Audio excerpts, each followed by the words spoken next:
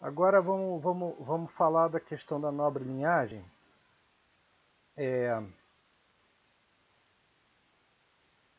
Em que você tem essa passagem aqui. Entre vós, senhoras, a quem Deus, em sua bondade divina, deu essa vida abundantemente e sem retorno, e não somente aquela da qual falamos, mas também aquela da qual nunca se falou, vós reconhecereis nesse livro a vossa prática. Bem, quem são essas senhoras aqui? Essas senhoras, quem está falando é amor, então as senhoras são a razão e a alma, né? As companheiras de diálogo. Entre vós, senhoras, a quem Deus, em sua bondade divina, deu essa vida abundantemente sem retorno, essa vida, ela está falando da vida em geral, não está falando da vida divina em particular. E não somente aquela da qual falamos, a vida em geral, mas também aquela da qual nunca se falou, né? Aí é a vida superior. Né?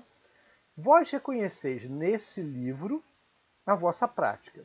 Então, nesse livro você vai aprender como você vai viver uma vida de fato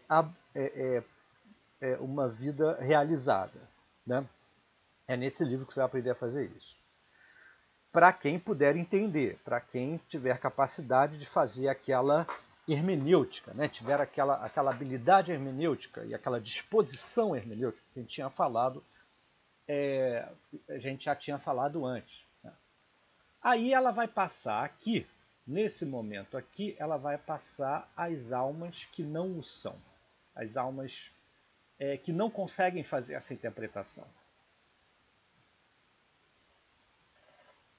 Vale aqui examinar, eu não posso deixar de falar nesse momento em que ela faz, no capítulo 55 e 56 especialmente, ela faz uma distinção entre três tipos de almas. Né? As perdidas, as almas perdidas, primeiro, as almas tristes, segundo, e as livres ou aniquiladas são a terceira. As almas perdidas são aquelas que não estão contentes em permanecer na terra do desejo e do gozo da experiência de são aquelas que estão tão contentes em permanecer na terra do desejo e do gozo da experiência de contentamento que são cegas a qualquer outra possibilidade. Né? Então essas, as almas perdidas, estão perdidas. Não tem, assim, não tem como, porque elas estão contentes em permanecer assim no mundo, né? No mundo. Na terra do desejo, do gozo, da experiência de contentamento. Né? Então, elas são contentes com o corpo, com um gozo meramente corporal. Né? Não é nem o lugar da razão aqui. Tá? Porque o lugar da razão é o lugar assim de uma certa de uma certa visão estrita da igreja pequena. Né? Não é essa. Talvez seja ligada a um escolasticismo ruim, né? que a Porrete consideraria ruim, uma escolástica ruim. Mas não, essas almas perdidas elas estão abaixo mesmo. Né? Mas possivelmente também são aqueles que estão dentro da igreja. Também estão assim, que não conseguem, no final das contas, ir para adiante, mesmo com a ajuda de uma razão que pode sair desse lugar, né? Não sai porque fica restrita à sua lei, né? Aos seus limites, à obediência da lei. Tá? As almas tristes, por outro lado, mantêm que existe um ser melhor que o delas, e assim são miseráveis e tristes, e muitas vezes pedem direção à senhora compreensão que lhes ensina a estrada real e certa que percorre a terra do nada querer. Isso daqui são citações de outros lugares. Tá? Essas almas tristes são aquelas que estão tristes, por isso veem que existe um ser melhor que o delas, veem que existe algo maior para se alcançar, né? E elas, portanto, pedem direção à senhora compreensão. Você vê que aí é um outro personagem que aparece aqui. Né? Senhora que lhes ensina a estrada real e certa que percorre a terra do nada. E essa senhora de compreensão ela pode ensinar o caminho. Né? E é para essas almas tristes que o Espelho das Almas Simples Aniquiladas, o livro, né, o Espelho das Almas Simples Aniquiladas, foi escrito primeiramente. Foi para essas. Né? E as almas livres e aniquiladas são aquelas que conseguiram chegar aonde deveriam. Né? Então vamos lá, vamos voltar a essa passagem aqui. Quanto às almas que não o são, essas almas que não o são, elas não têm ser. Porque quem tem ser é Deus. Né? Deus é a existência absoluta, é aquele que sempre existiu, existe e sempre existirá. Ele não tem uma existência temporária, frágil, nada disso. Né? É uma existência absoluta. Né? Estamos diante de uma metafísica. Né? Isso aqui é século XIII, não vamos negar isso. Né? Estamos diante de uma metafísica. Né? A história da mística ela é uma metafísica de um determinado tipo que certamente não tem a ver com a metafísica racionalista que normalmente a filosofia da diferença ataca. A filosofia da diferença ataca uma metafísica que é a metafísica do domínio. E essa metafísica mística, ela é uma metafísica que produz teologia negativa, logo produz desconstruções dentro de uma metafísica racional. Né? Agora, é claro, é uma metafísica. Tem Deus, né? tem um ser criador, tem um ente absoluto, tudo isso. Né? Então, assim, quanto às almas que não são, nem o foram, nem o serão, essas almas que estão perdidas mesmo, que não tem jeito, né? Elas não sentirão nem reconhecendo esse estado. Quer dizer, nem se elas tiverem um estado para além do pensamento, isso é uma coisa interessante dessa parte. Mesmo que elas tiverem um estado para além do pensamento, elas não reconhecerão esse estado, nem que se elas tiverem. É interessante isso, assim, como ela vê que as pessoas que não que querem negar o estado místico, como que elas são bitoladas, né? segundo a Porret. Né? Elas não o podem fazer, nem o farão. Certo? Nem o podem fazer, nem o farão. Quer dizer, elas não podem fazer, elas não podem alcançar esse estado, elas não podem fazer a experiência mística. E nem o farão. Agora, é engraçado essa contradição aqui. Né? Bem, se elas chegam a reconhecer, se elas chegam a ter o estado e não reconhecem, né? Então elas também não podem fazer, no final das contas. Né? Ou a outra hipótese aqui seria você ver que elas não reconhecem esses estados nos outros. Né? Quer dizer, elas não sentirão e nem reconhecerão esse estado nos outros. Por quê? Porque elas não podem fazer e nem o farão. Tem essas duas possibilidades de interpretação aqui do texto. Acho que essa segunda, no final das contas, é a mais provável. Né? Elas não pertencem à linhagem da qual falamos. Aí entra a palavrinha que eu queria mostrar para vocês. Elas não pertencem à linguagem da qual falamos. Tal como os anjos da primeira ordem não são os serafins, nem o podem ser, porque Deus não lhes deu o estado de serafins. Ela faz uma comparação aqui com a hierarquia dos anjos, que tem a ver com aquele livro do Pseudo-Dionísio Areopagita que eu já citei para vocês, que é a hierarquia celeste. Né? Lá você tem uma divisão,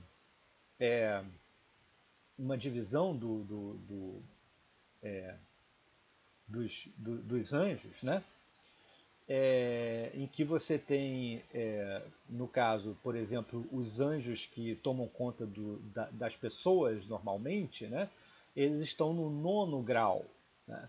Aí depois vem os arcanjos, que está no 8º grau, que são os anjos superiores, Miguel, Gabriel, os anjos que aparecem na Bíblia, que apareceu para a Virgem Maria. Né?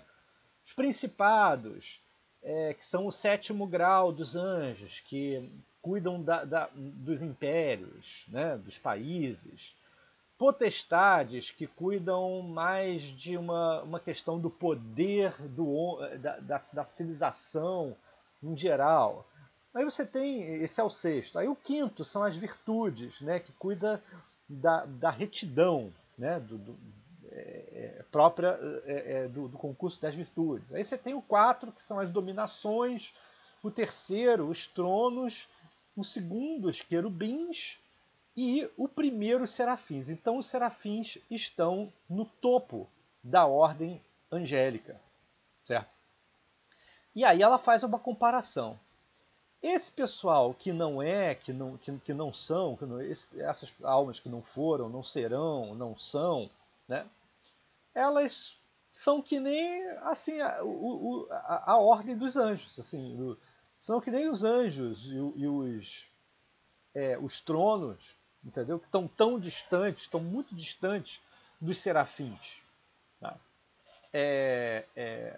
Quem pode fazer a experiência, né? Quer dizer, as almas tristes e as almas aniquiladas, essas, essas estão dentro da linhagem. Quem não está dentro da linhagem está muito distante, assim como os tronos e os anjos estão distantes dos serafins. É isso que está sendo dito aqui.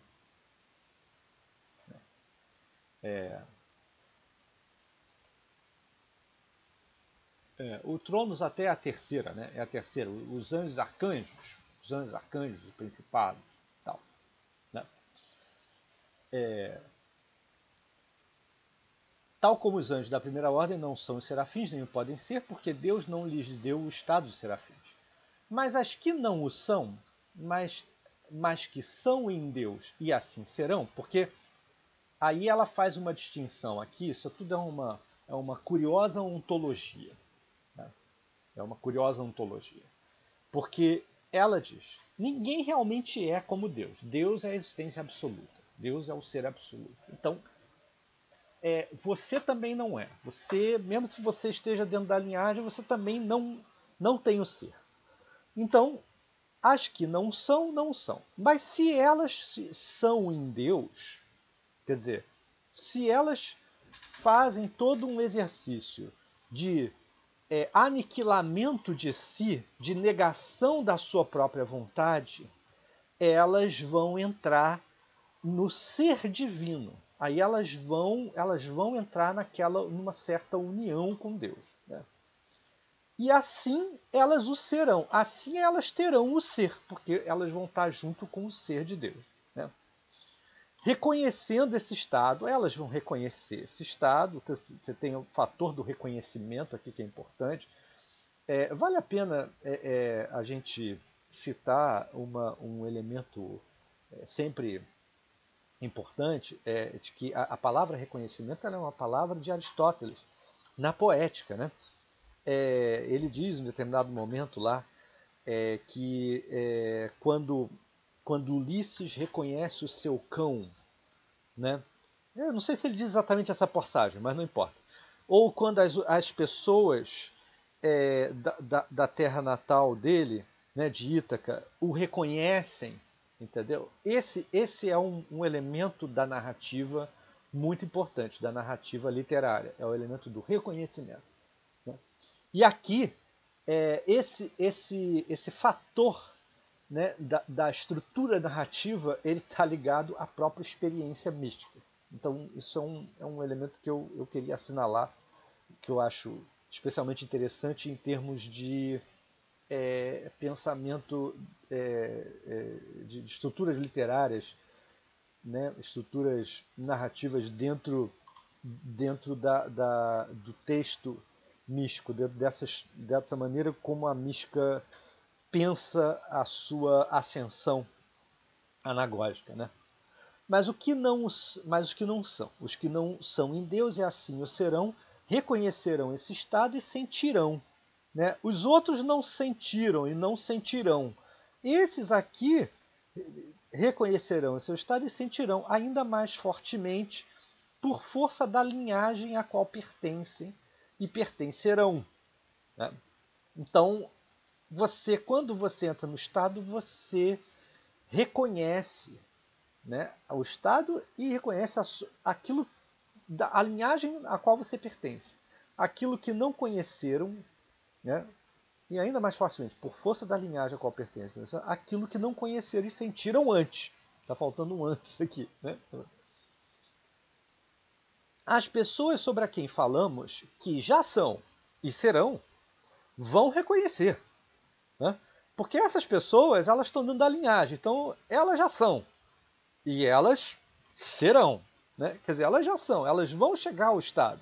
E aí elas serão, porque elas terão o ser de Deus. Então elas vão reconhecer a experiência mística assim que ouvirem a linhagem a qual pertencem. Bem, tudo isso, essa passagem, ela exemplifica bem a questão do elitismo e do esoterismo na Porrete.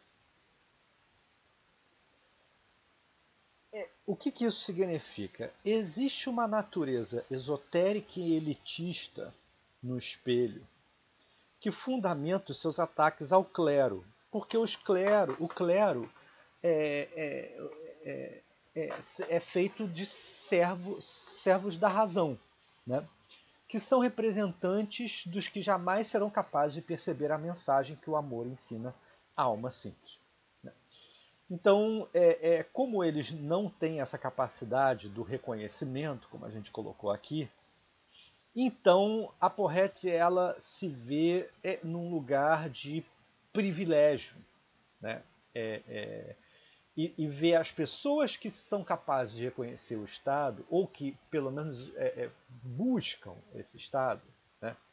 Essas pessoas, as almas tristes, no caso, que é para quem o livro foi escrito, né? Essas pessoas elas estão num patamar já superior a um clero que insiste em não reconhecer a necessidade, né, de você buscar esse tipo de ascensão, que é a ascensão contemplativa avançada. Aí é interessante porque isso introduz a questão de se a Marguerite Porrette ela tem algo a ver com as heresias mais radicais do livro espírito, se ela tem algum elemento, se esse elitismo ele tem algum aspecto gnóstico, né? O que a gente pode dizer sobre isso é que tem gente que faz essa aproximação. Quem gosta mais da Porrette, justamente porque ela é herética, né? Que ela foi acusada de heresia, né? Vai salientar esse aspecto mais gnóstico do texto. Né? E ele está apresentado de diversas maneiras. O gnosticismo, eu já falei para vocês aqui alguma coisa, mas muito pouco, eu acho. Ele é um braço assim do cristianismo que foi totalmente esmagado pela ortodoxia, que ganhou e que virou a Igreja Romana, né? E ele tinha uma ideia de que o gnóstico ele é aquele que é eleito por um Deus superior que não foi o Deus que criou o mundo, foi o Deus que permaneceu, que é um Deus incriado e que não se interessou em criar o mundo. Então o gnosticismo é uma negação muito mais radical do mundo do que geralmente acontece na mística cristã em geral, na mística católica em geral. Né? Ele nega o mundo porque ele diz que o Deus criador do mundo já era uma espécie de demônio. O demiurgo era um demônio, ele chama esse Deus de demiurgo. Né? Bem, e esses movimentos, eles eram movimentos que não tinham, eles eram movimentos que não queriam fazer parte de poder, assim, então eles iam para o deserto, ficavam no deserto, se aglomeravam em pequenos grupos. Inclusive, existem vários tipos de gnosticismo. Estudar gnosticismo é muito interessante. Mas, como é um assunto também muito longo, não dá para falar muito aqui. O fato é que quem quer defender a Porrette como herética vai defender uma proximidade maior com esse gnosticismo. Quem quer defender a Porrette como ela é herética, mas era uma pena que ela tenha sido condenada por herética, na verdade ela faz uma teologia muito interessante, do ponto de vista da teologia mesmo, né, quem quer defender esse ponto de vista vai apontar o fator o fator de que ela quis difundir essa obra para todo mundo. Ela quis fazer uma difusão. O fato dela ter escrito em língua vernácula era para ela ser ouvida, né? Ela para ser lida. Então, ela não é uma gnóstica no sentido estrito do termo, né? Só que nessa polêmica, o que está faltando, a meu ver, é pensar o seguinte: o grande problema dela é quem não quer, é quem implica, é quem insiste em não entender a validade da experiência mística, né? E de um itinerário místico, né? Porque não é só a experiência, é um itinerário, todo um itinerário, é todo um pensamento, todo um modo de vida, né? Então, quem insiste em não entender esse modo de vida, né, e quem só busca a obediência dos outros, só busca dominar os outros, etc. e tal, esse tipo de gente não é, né? Quer dizer, esse tipo de gente está abaixo da linhagem, não pertence à linhagem. Quem pertence à linhagem é quem está interessado, né, numa experiência mais radical, né? Então aí você tem um certo elitismo. Bem, os místicos não são poucas vezes que eles foram acusados desse tipo de esoterismo e desse elitismo. Porrete, mais uma vez, é um exemplo muito peculiar, porque a maioria dos místicos da tradição cristã, né, não vão colocar de maneira tão explícita esse esoterismo, entendeu? Ou eles dizem que não tem nada a ver, que eles nunca pensaram que poderia existir uns escolhidos, né? E que outros, o resto não fosse escolhidos, né? Porque aí entra a mensagem de Paulo, né? O evangelho, ele existe para todo mundo. Ou ele existe para todo mundo, ou ele existe para ninguém. Não tem meio termo, né? Para Paulo, né? Você vê isso em passagens de Paulo, né? E a igreja se baseou nessas passagens mesmo. Embora tenha outras passagens que tenham vagos componentes esotéricos, né? Mas no caso da Porrete, você tem realmente uma afirmação, né, de um elemento esotérico aqui, né? Assim, e que não é um elemento como os gnósticos, assim, que você nasce com ele, entendeu? Ou você foi criado pelo Deus incriado, ou você foi criado pelo demiurgo. Não, é um esoterismo que não vem assim de uma forma de criação, é um esoterismo que vem de uma compreensão. Se você está disposto a fazer o caminho, você está disposto a reconhecer, está disposto a conhecer, então você é da linhagem. Ah, você não está disposto, então você não é, né? Essa violência em relação àqueles que não compreendem, né, e que eu costumo chamar de desentendedores, né? Desentendedores desentenderão. Desentendedores desentenderão, né? Entendedores entenderão, nobre linhagem. Desentendedores desentenderão. Os desentendedores de Porrete, né, eles são capazes de colocar uma pessoa dessa na fogueira, então eles não fazem parte da linhagem, né? Aqui é isso. A Porrete, ela é mais uma vez um exemplo de uma radicalização de uma tendência da mística que não foi explorada justamente para não cair numa condenação. Então, os místicos geralmente eles tinham uma propensão a isso, mas não iam muito adiante com isso porque eles não queriam criar tanto problema assim para si próprio, né? Porrete não. Porrete ela defendeu, entendeu, um fator que necessariamente vai acabar em condenação. Não tem muito jeito isso aqui, né? Bem, falta de entendimento da experiência, a rudeza dos outros. Então esses outros eles são a razão, A razão é rude, né? Esse clero ele é rude. Né? É, esse fator aqui eu vou falar ao longo do resto do que eu vou dizer, é a questão das pectases, é, é, e epectases. Eu queria retomar um fator que a gente já viu nas outras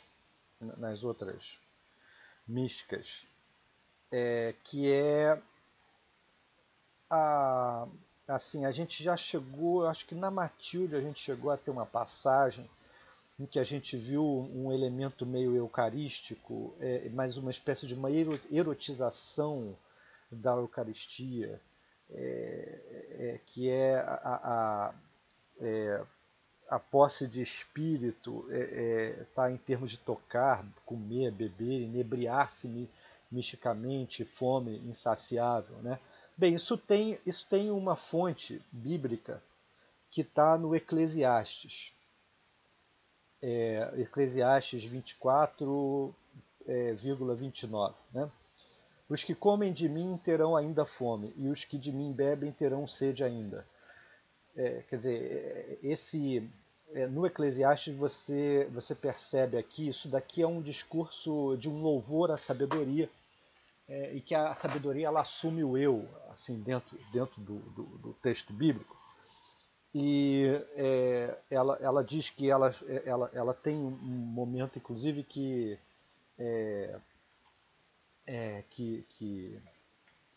está ligado às alturas divinas e às profundezas. Ó, aqui um pouco antes, que eu falei que era 24 e 29, né? No 7, capítulo 24, versículo 7, a sabedoria fala assim, e a sabedoria que é Deus, né? Sabedoria é Deus, é tipo Deus como a sabedoria como um dos nomes de Deus. Né? Nesse momento existe uma articulação daquela imagem que a gente viu do topo da montanha e da profundeza do vale. Né? Então, tá dessa maneira aqui. Ó. Habitei nas alturas excelsas e meu trono está numa coluna de nuvens. Sozinha percorri toda a órbita do céu e andei nas profundezas do abismo. Repetindo. Habitei nas alturas excelsas, quer dizer, a sabedoria habita nas alturas excelsas, e meu trono, o trono de Deus, o trono da sabedoria, está numa coluna de nuvens. Né? Quer dizer, bem aquela imagem que já tinha no Êxodo também, né? do Deus escondido atrás das nuvens. Né? Aí, versículo 8. Sozinha percorri toda a órbita do céu. Aí tem uma coisa astrológica interessante, assim, né, que é um percurso no céu, né, um percurso celeste. Sozinha percorri toda a órbita do céu, é astrológico, né? Percorri toda a órbita do céu e andei nas profundezas do abismo. Né? Então, assim, ela voa no céu, né? E anda nas profundezas do abismo. Bem, aí é,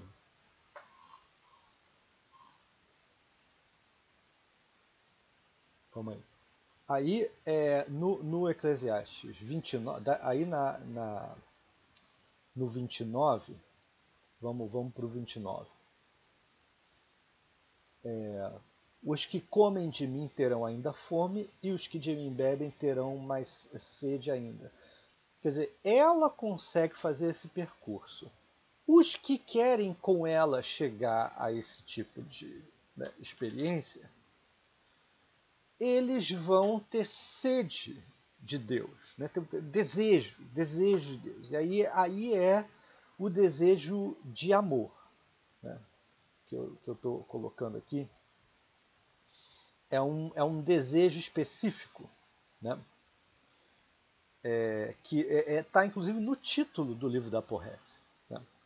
Qual é o título? O espelho das almas simples aniquiladas e as que permanecem apenas na vontade e no desejo de amor. Né? Quer dizer, esse desejo de amor, ele, ele é um desejo de atingir a fruição da mine, né, o gozo da mine. É, em Hadewig, em especial, né, aquela mística holandesa, você tinha o termo Gebruiken, né, o termo holandês, para gozo, né, que depois vai dar no Jouissance francês, já falei sobre isso. Né, esse tipo de sede se sacia, mas o saciar ele leva a mais sede. Então os que comem de mim terão ainda fome, e os que de mim bebem terão sede ainda, ou terão mais sede ainda. Né? Então é um motivo interessante do Eclesiastes, essa epectasis, né? E que está presente na, tá presente na quarta e na quinta etapa das 7 etapas que a alma percorre ascensionais no livro da Porrete. Eu não vou falar muito sobre essas 7 etapas, porque não é tão interessante assim. Ela mesma no livro, porque todos esses tratados assim de condução da alma, né, de ascensão da alma, geralmente eles obedecem a um percurso ascensional que cria esses patamares. Né? E a nossa Porrete, ela não está fora disso. Mas o interessante é o seguinte: o interessante é que ela não dá muita bola para as 7 etapas que ela criou. Porque ela fala que ela vai chegar a isso num capítulo, aí no outro capítulo ela fala de novo que ela vai falar disso, aí ela fala um pouco, mas não fala muito. Nesses trechos que a gente analisou, ela estava falando alguma coisa disso, ela ainda vai passar por isso. Mas ela não faz uma abordagem sistemática do negócio. E aí, quando ela fizer a abordagem mais sistemática, só aparece num capítulo já no final do livro. Né? Então ela mesma deu muita bola. Isso também é um fator interessante assim, da estrutura do livro. Né? Tem uma coisa que eu inclusive não falei sobre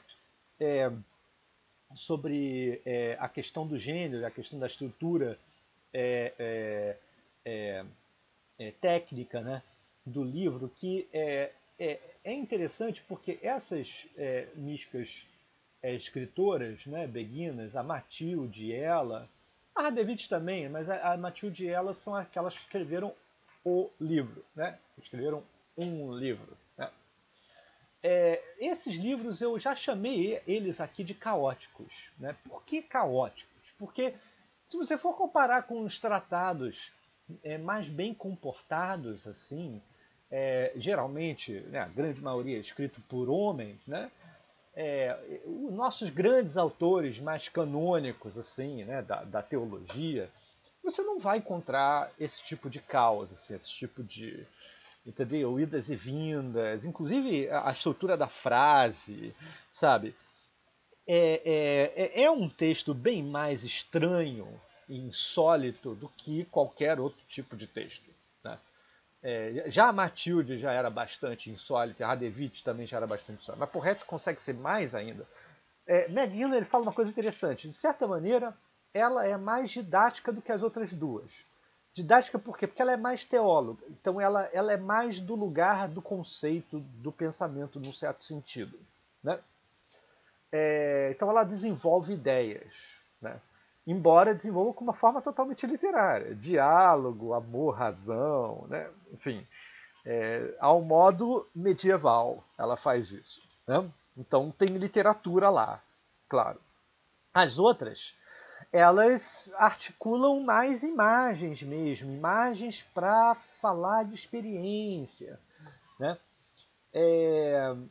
Mas tanto a Matilde quanto as três, elas são meio caóticas mesmo. Elas são assim, elas escrevem. Isso, por um lado, é um fator que a gente pode chamar de uma certa desorganização. Por outro lado, é um fator que aumenta o interesse do texto. Né? Porque justamente porque é mais estranho, mais insólito, mais extravagante, que é essa palavra que nos interessa. Mais extravagante, ao mesmo tempo desorganizado, isso torna o texto literariamente mais interessante. Né? Inclusive o pensamento, ele também tem o seu, ele fica mais interessante com isso, porque ele por estar menos organizado, por estar mais caótico, ele chega a outros lugares. Bem, a gente estava falando da epictase. Eu vou continuar no próximo vídeo.